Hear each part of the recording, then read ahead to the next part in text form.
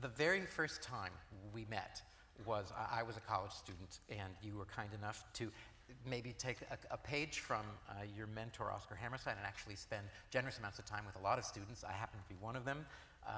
And I met you in 1978 when you were in the middle of writing Sweeney Todd. And you spent a generous hour and a half at your home with me, and I, of course, was fascinated to know what Incidentally, I did not know this until tonight. And then he was going to go on, and I said, don't go on, ask me in public. So now you're hearing something I've not heard before. Right. This is not, truly, this was billed as an unscripted conversation. This part is absolutely unscripted. So I asked you, what's the feel of this show like? And you told me about the Christopher Bond piece that you had seen in London, which was a thriller. And you described the show that you were writing as a chamber thriller, a horror piece. When I saw it a year later, it had become a vast, extraordinary, almost operatic piece. And I wonder if you could talk about what happened to Sweeney Todd. I can answer you in 2 words. I know what they are. Harold Prince.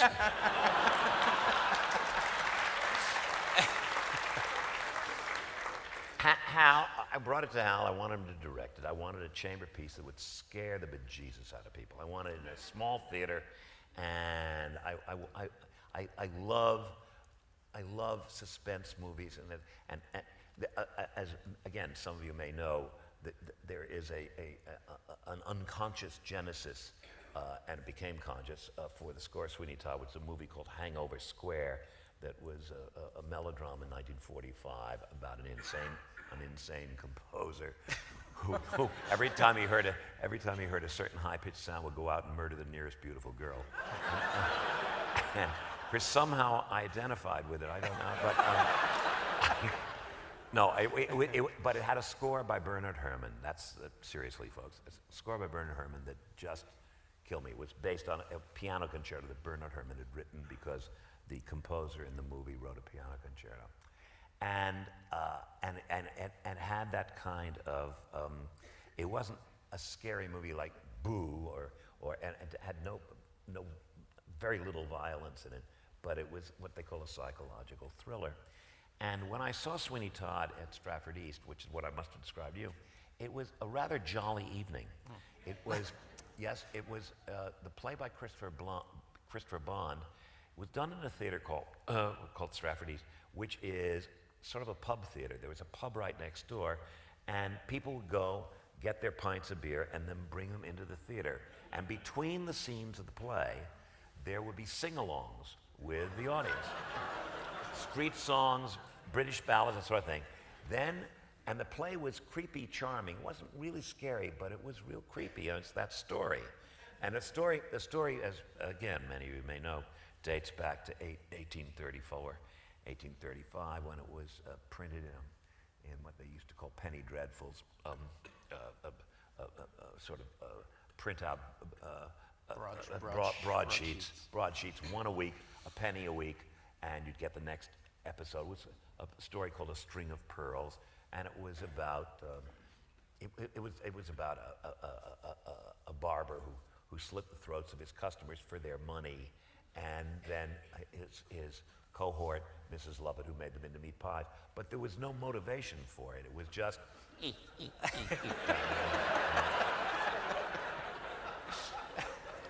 And so this guy, Christopher Bond, who was an actor in the early 1970s, I guess it was on the road with a troupe, and they were going to put on, I guess they were in the Midlands in England, and they were going to put on a Christmas show, and they didn't know what to do. They didn't know whether.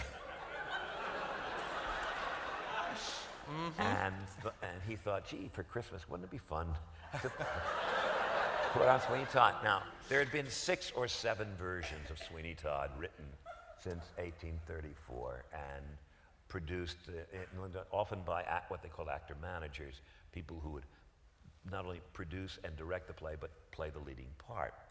And the most famous of them was, get this, an actor named Todd Slaughter. That's true, and he made a reputation just the way Eugene O'Neill's father made a reputation in The Count of Monte Cristo. Todd Slaughter made a reputation through Sweeney Todd.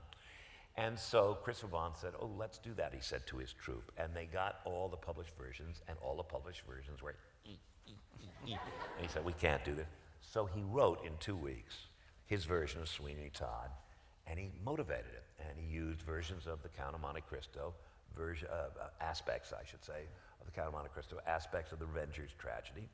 And so he gave a motivation to Sweeney about it. So it became a wronged man who came back to get revenge, first on the judge who had raped his wife and taken over his daughter, and then on the whole world. This is all Christopher Bond's invention. The staples were there, the murderous barber and the meat pies, but the rest of it was all Christopher Bond. And suddenly the whole thing had a kind of, it made a story instead of just E. So that is what attracted me. And I saw it out there, but it was done, you won't believe it, charmingly. They did the scenes, and I thought, ooh, this story. And then suddenly the curtain would fall, and everybody would come out and sing, some fabulous, I wish I could give some pub song, of this is number one, and the fun has just begun,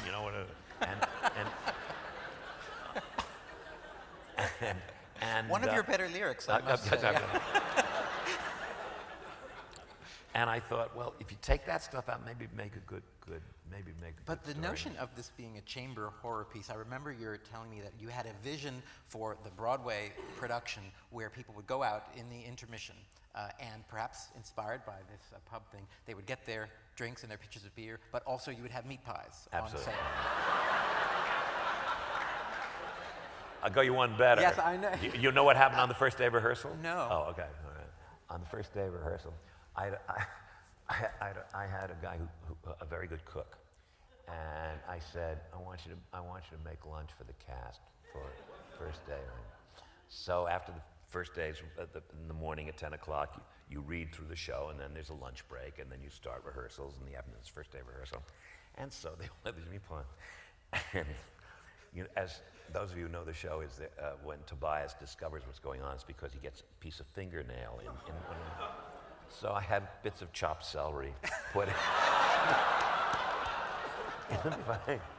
And there were a lot of white faces around that rehearsal hall. So yes, I did want to. And if it hadn't been for the various culinary laws in New York City, we could have meat pie. So Yes, they don't serve hot at the food bar. at shows. But the notion of the production expanding the way it did, that's part of the collaborative, the compromises, I guess. Well, Hal said that he didn't like melodrama, and he also loathed that particular period of British history, the whole what he called the stovepipe hat period. Did you know that about him when you No, asked I him to didn't. direct the show? Well, he told me about it, and then he said, and he didn't say it this way, but Hal likes epic theater. He was, he's a guy whose influences as a director are people like Vakhtangov and the Mali Theater in Russia, and Max Reinhardt. He likes big. That's why he likes to direct opera. He doesn't like opera particularly. He loves what opera looks like, and he would agree with me. I mean, he would be. I'm not telling tales out of school, but his idea of theater is theater, and here I wanted, a little. So he said, Steve, I know what you want. He said, I know what you want is somebody draws a curtain aside and the entire audience screams. He said, but I'll tell you what. I have an idea. I think this could be epic stuff. And I would like to, if you want me to do it, I'd like to do it big.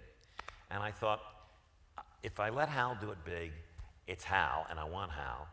And it can always be done small. Who said, the great thing about the theater, as opposed to movies, is you can do it in different ways. Another director can come along and do it a whole different way. Just as, in fact, John Doyle did it 3 seasons ago with, 12 people trapped on stage, size of this rug, and all playing instruments. It's a whole other way of doing it. And so that's the great thing about the theater. So Hal did this absolutely dazzling, spectacular production, but on a stage twice the size of this, you know, where a scene between Mrs. Lovett and Sweeney is, you're over there, and I'm over there, and we're speaking intimately. So, interestingly, the frame of film, which I'm interested in, obviously, clamps it way down so that which is why I like the film. Because that's one of the reasons. Because it's claustrophobic.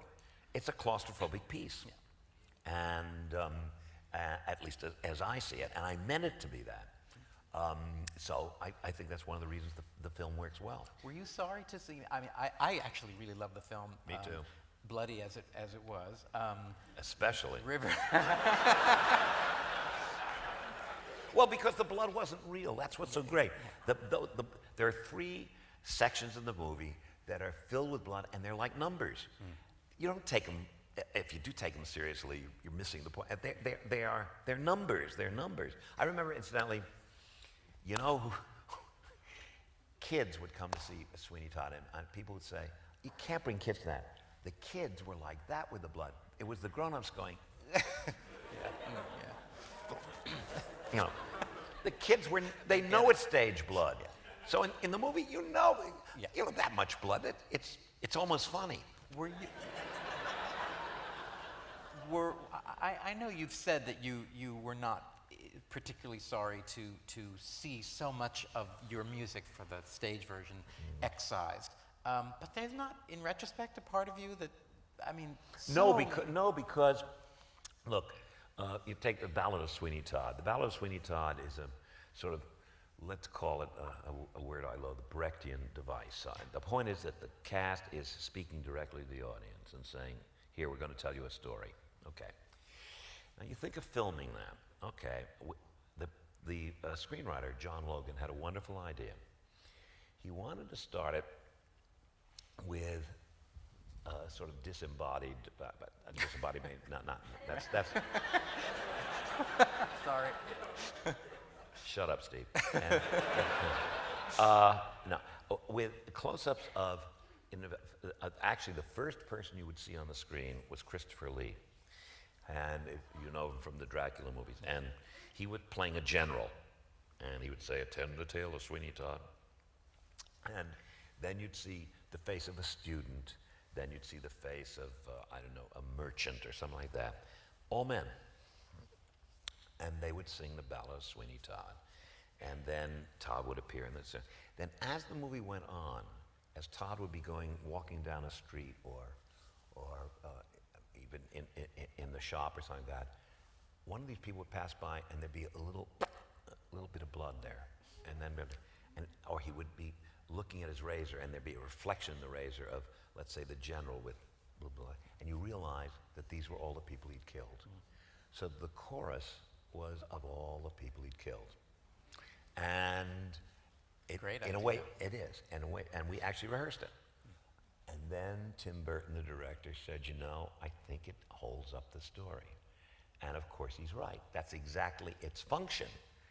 But on the screen, that's not such a good idea. A movie is about the carrying forward of action, and to interrupt it with these ballads might be effective, but it would absolutely do that to the pace of the story. And so he decided not to film it. So, and I learned, one of the things I learned from Oscar Hammerstein was you have to be ruthless with your material. What count? In Oklahoma, there was a song called Boys and Girls Like You and Me. It was the big ballad. It was played in the overture. It was sung in the first act. It was sung as a brief reprise at the end of the first act. It was played in the entr'acte, meaning the overture for the second act, and it was reprised in full at the end, and then played as played-out music. It was going to be the big hit of the show. He said, it holds up the show. They cut the entire thing in New Haven. Wow. And he said, you have to be ruthless with material because it's holding up the show. If we don't get a hit song, then we don't get a hit song. Did they not get a hit song? But that wasn't, he didn't know it at the time because the show wasn't where, as you probably all know, the show was something of a flop out of town. And so I learned that kind of ruthlessness. I cannot tell you how little pain it caused me to know that that was going out.